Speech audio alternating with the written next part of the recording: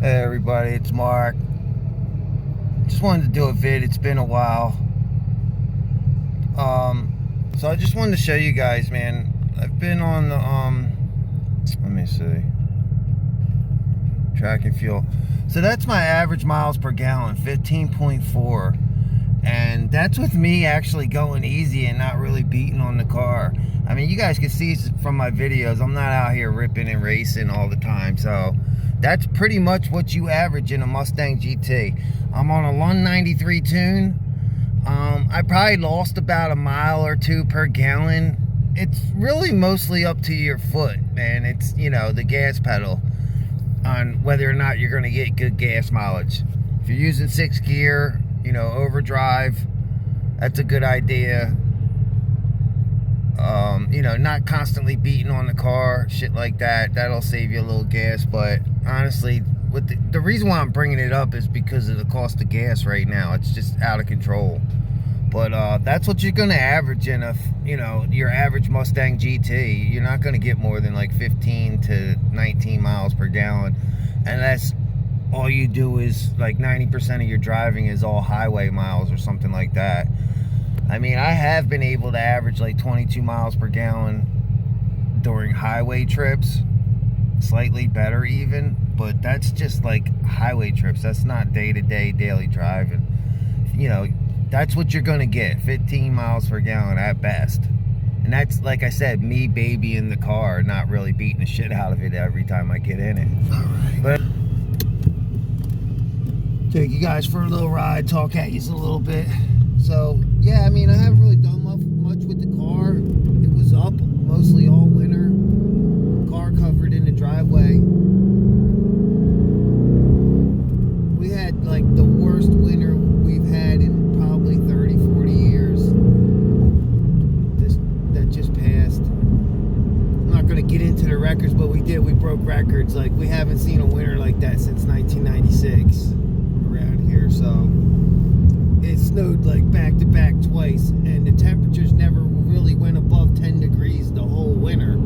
So the stuff never melted, it just stuck around all winter. It was wild how it worked out. But yeah, the weather's getting better now. I had the car out yesterday. It was a nice warm day. Tires were a little stickier, better traction. But even that's what it's leading me to, like, my next point. Like, even with the best traction in the world, I got 305s on the back. They're not drag radials, they're like summer tire though. They're Nittos, the G55, the 555 G2s, not the R2s. The R2s are the drag radial, which I'm gonna try them out in the back next go round. But yeah, you can't get traction in these cars, man. It's hard, dude. Like, you know, if I punch it in first gear, the wheels instantly break loose now. And, you know, you go to grab second, you end up blazing second gear the whole way into third. You're bouncing off the rev limiter. So, I mean, I don't know, dude. I don't know how guys do it. And I'm not wrong. I'm not going to be the guy that's rolling around with a big-ass Mickey Thompson on the back of my car, all for the sake of traction. I'm into, like, all-around capability. Like, I like the car to be able to handle too. I don't want just straight line power. I want to be able to take it into turns and have it handle well too.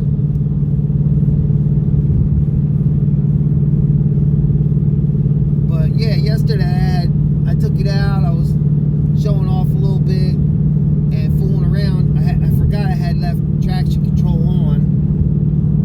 So the wheels broke loose, and instantly the car starts taking you sideways. You know what I mean? It starts doing this in the back.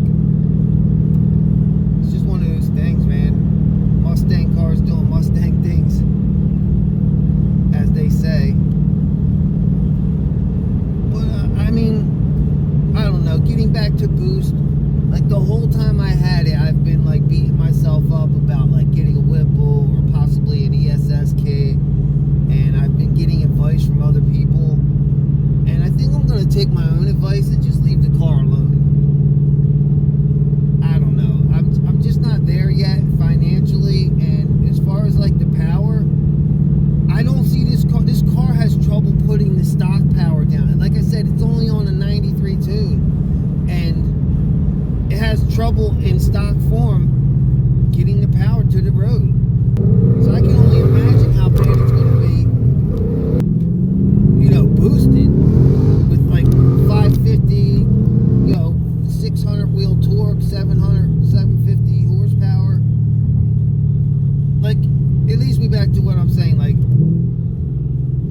why these guys are out just doing roll racing, 60 to 130 stuff, because you kind of have, like, once you go past a certain horsepower, you have no choice.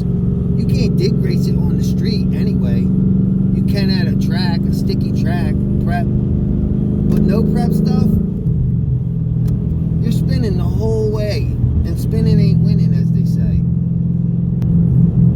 I'm more of a dig racer. I'm not into the roll racing stuff. I'm more into, let's get to 120, 130 fast and get right back on the brakes. I'm not the guy who's enjoying, like, you know, hanging out at 130 miles an hour on the highway when, you know, anybody can just pull out in front of you or get in your lane and fuck the whole thing up.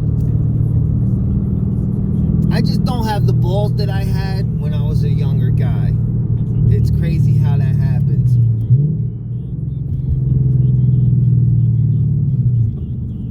When you're young, you're fearless. You try crazy stuff. When you get older, you're just more cautious. You respect your money a little bit more.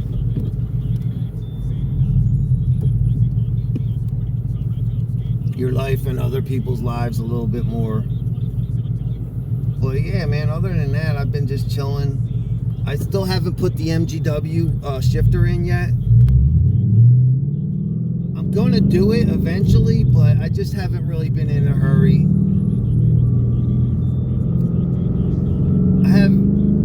I have a bad feeling that I'm gonna be getting a lot of MVH from it when I put it in, and that's like one of the things I hate the most, MVH. So I don't know. I'm gonna do it because it's a way better shifter. It's a way better unit. You know, it's a can't miss shifter. Going into third gear, if you get locked out, you get locked out because of the car, not because of the shifter. With the MGW anyway.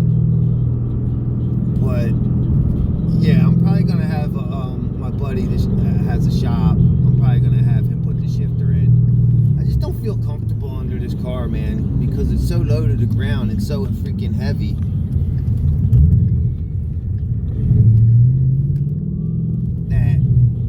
Jack stand goes, God forbid, and you're under it, you're not surviving that. It's not like my Nissan that's a crossover that's off the ground a little bit. If, you know, jack stand, something happens, God forbid, you'll survive that at least. So, I don't know, we'll see. Definitely gonna do the MGW though, but in my time, I'm not in a hurry about it. I wanted to get it before it kept going up and up and up in price, which I already lost like $120 on that, because when I bought it, I ended up paying like $580 for it, and if I would have just bought it the year before, I would have ended up getting it for like $480, $460. I don't know how something that's supposedly made in the USA, the tariffs are affecting it, but they are. So, and I'm not going to get into a big old political rant right now, but gas is through the roof, groceries through the roof, everything's up in cost. It's just freaking nuts.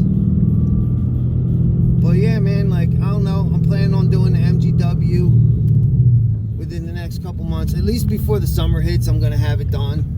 But like I said, I haven't really been in a hurry about it because, I don't know, I'm only driving the car on the weekends, really.